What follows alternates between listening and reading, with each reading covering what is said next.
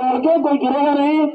उस मोटरसाइकिल वाले साइड में जाएंगे, इधर के साइड में जाएंगे और आप बाउंड्री के पास जाके लेटना बहुत जरूरी है। जैसे बम बजने लगे वैसे ही आपको लेट के अपने काम बंद कर लेना है। ऐसा क्यों?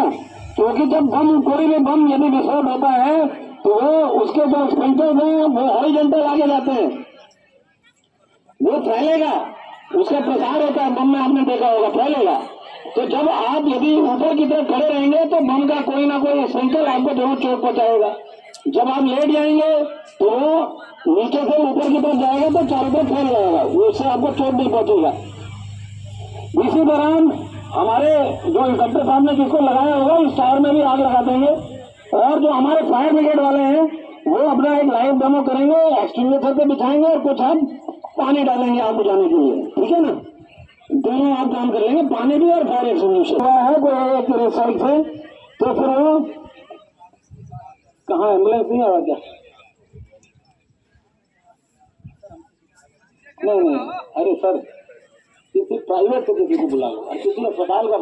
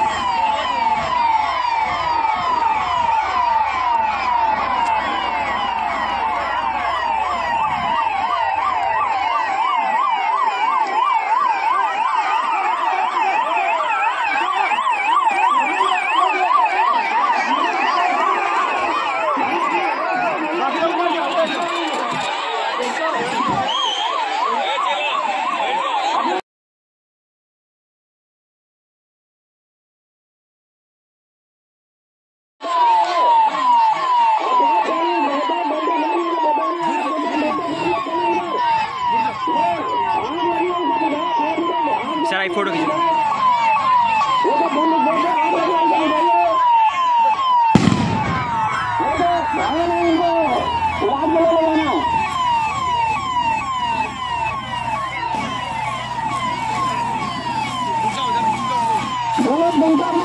मंदिर में घुमा रहे जो लोग घायल हो गए उन्हें भाग्य ले जाना है।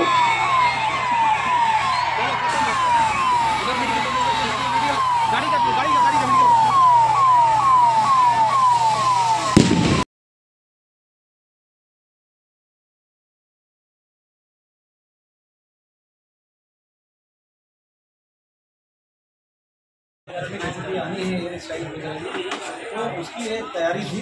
यदि ऐसी कोई स्थिति आती है तो हमारे जितनी चाहे सिविल डिफेंस हो, प्रशासन हो, डॉक्टर्स हो, हमारे पुलिस स्टाफ हो या आर्मी हो, वो किस प्रकार से कार्य करेगी और बच्चों को किस प्रकार से काम करना है, गाँव में जाके एक संदेश देंगे कि किस प्रकार से इस प्रकार की आकस्मिक आपदा में उन्हें गाँव में आगे नहीं, कोई भी पैनिक नहीं करना है।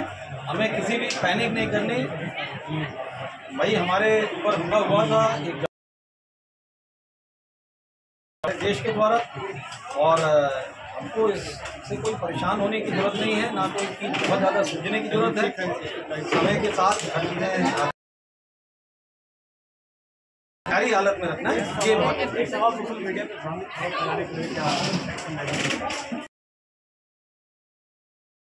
की अफवाहों पे ध्यान नहीं देना है।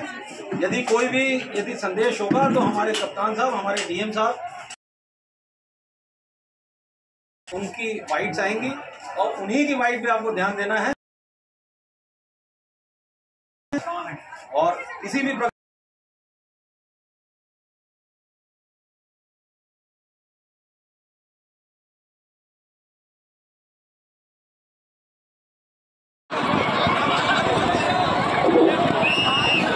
साइलेंट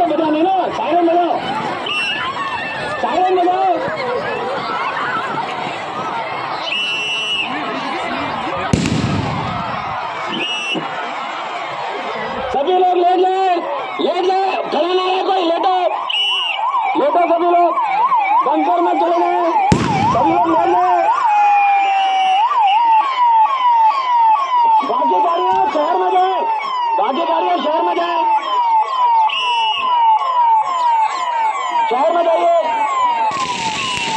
ये पुलिस बाटे इनको पागल करेंगे। पुलिस बाटे यहाँ जनता वहाँ पहुंचे। जो पुलिस बाटे, अरे पुलिस बाटे वहाँ जाए, जनता जाए।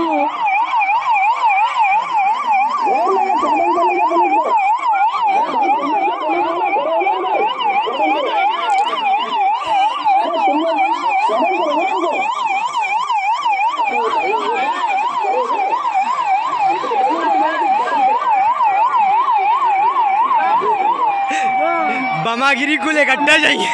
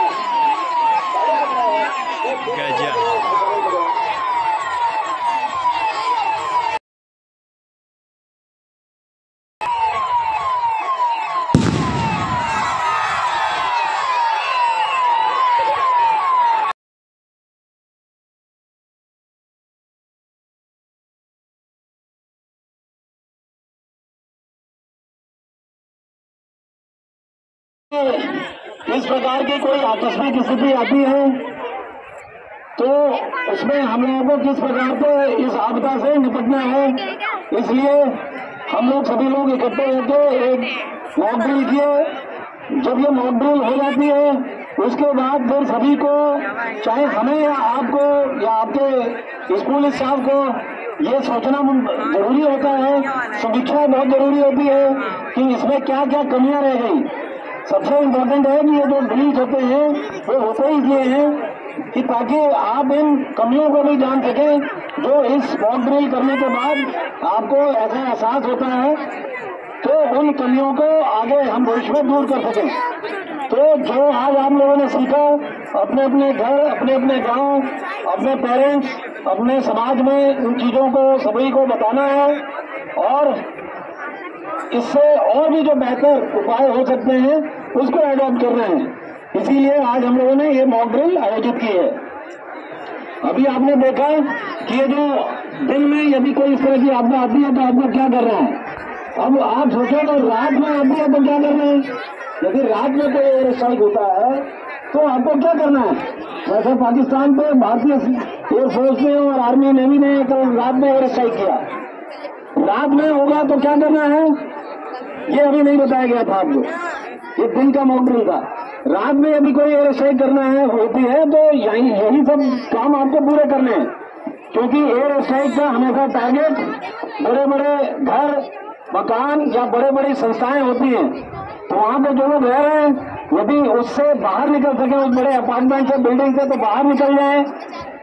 अलग अलग ट्रेंच होते हैं, गड्ढे होते हैं, उन गड्ढों में आप जाके छुप जाए। जैसे ये टोली का बनाया गया था गड्ढा, ये एक तरह का बंकर बनाया गया था आपके लिए टेम्पोररी।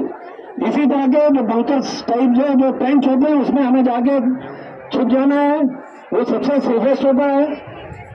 और जो आपके घर की लाइटें होती हैं, लाइट्स, वो सारी की सारी लाइट्स आपको स्विच ऑफ कर देनी है। लालटेन आप जला सकते हैं, टॉर्च जला सकते हैं, ऐसी कोई भी चीजें आप जला सकते हैं जो कि ऊपर प्लेन को ना दिखे। ऐसा बनाओ। सभी लोग आइए, जिन्हें चोट लगी है बेकार, अरे